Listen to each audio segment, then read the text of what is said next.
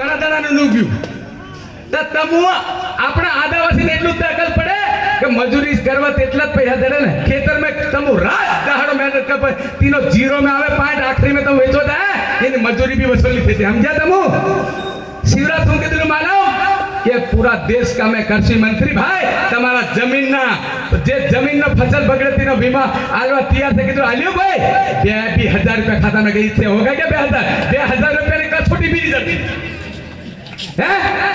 2000 रुपया कसौटी भी नहीं करती तो तीन चक्कर में काम पड़ जाता मो आइयो हम आदिवासी નું કામ કરવા લીધા મહેશ ભાઈ નામ બતાવલા છે મારે એટલું કહેવું પડે શિવરાજ ને એટલું કહેવું પડે मैं एम कही देता हूँ लाडली बहन ने योजना लागू कर ली जेदारे सरकार बनाने तेदारे 3000 रुपए नाफा की दिलोगे नहीं आज 1200 थी लागू करे तो बीजी बहन कहाँ जाए अर्धी बहन है ना भाई हाल अर्धी बहन कहाँ जाए भाई तेरे को सोचे तो जमाई को भी पैसा देना पड़ेगा क्या समझ रहा है